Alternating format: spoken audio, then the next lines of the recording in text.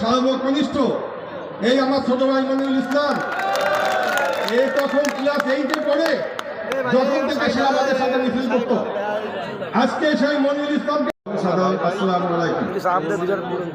আমি মূলত জাস্ট 2-3টি কথা বলবো, যেহেতু মাগরিবের নামাজ সময় হতো। আমার বয়স 58 বছর, 58।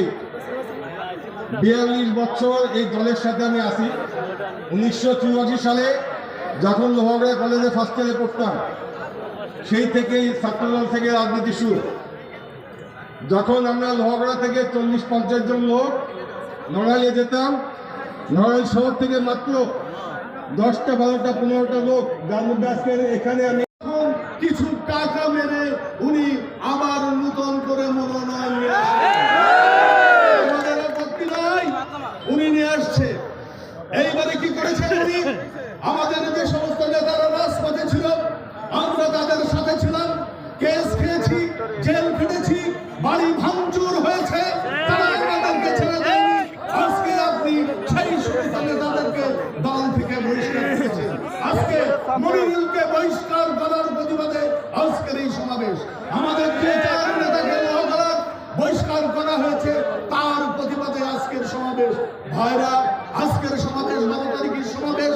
আজকের সমাবেশ কলস মার্কার 12 তারিখে জিতার সমাবেশ। গণসমাবেশের সম্মানিত সভাপতি, নড়াইলের মজলুম নেতা, আমার ছোট্ট চাচা, বর্ষিয়ান রাজনীতিবিদ জনাব তবিবুর রহমান মনোজ মজুমদার, আজকের এই অনুষ্ঠানে আমাদের নেতৃবৃন্দ বক্তব্য রেখেছে। সময়ের স্বল্পতার জন্য আমি নাম বললে কথা বলা কঠিন।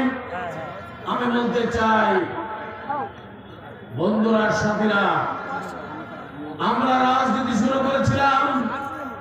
আমার নেতা জনাব জাহিদুল হক পাপ্পু ভাই বলেছেন 1986 সালের 17 ডিসেম্বর সূচনা হয়েছিল জয়পুরের টোটায়, যেখানে শ্মশান, সেই স্থান থেকে শুরু করেছিলাম।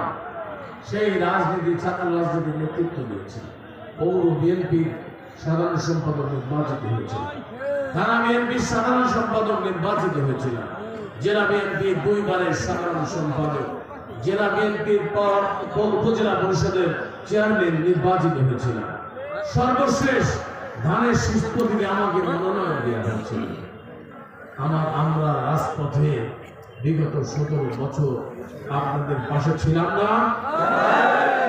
আমরা আপনাদের পাশে ফেলে গেছি কখনো? বিএনপির সাথে কোনো বেইমানি করেছি? এই বিএনপি করার কারণে আমি আমার পরিবারকে সময় দিতে পারি না। আমি প্রথম যখন বিবাহের 4-5 বছর চিন্তা করেছি হয়তো বাচ্চা এমনিতেই হবে। পরবর্তীতে মামলা হামলার কারণে আমার স্ত্রী চিকিৎসা পর্যন্ত করতে পারি না। আমি 18 সালে যখন চেন্নাই চিকিৎসায় ছিলাম, আমার নেতা জনাব তারেক রহমানের ফোন আসলো, আমাকে ঢাকায় তলব করা হলো, আমার স্কাইপে আছে। আমি চলে আসলাম।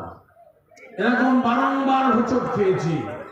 আমার বৃদ্ধ মায়ের পর হামলা হয়েছে, আমার বাড়ি ভাঙচুর করা হয়েছে, আমাকে বারবার উপজেলা পরিষদ চেয়ারম্যান থেকে বরখাস্ত করা হয়েছে। তারপরও আমি পিছু হটি নাই।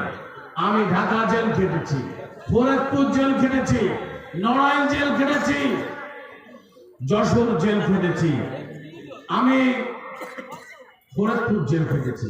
কিন্তু ভাইরা আমার, আমি বলতে চাই, আমি 17 বছর নির্যাতিত ছিলাম। আমি আগামী দিনে আমি নির্যাতনের জ্বালা বুঝি। নড়াইলের জনপদে নির্বাচিত হলে কাউকে আমি নির্যাতনে যাতে না হয় কোনো মিথ্যা মামলায়, আমি নড়াইলে নির্বাচিত হলে যত মিথ্যা মামলা আছে আমি প্রত্যাহারের ব্যবস্থা করব। আমি বলতে চাই, আপনারা যারা আমাদের মাঝে আসছেন, আমার কিন্তু এখন স্বতন্ত্র প্রতীক মার্কা কি আপনারা জানেন? এই কলস স্বাধীনতা যুদ্ধের বীর মুক্তি যোদ্ধাদের মার্কা।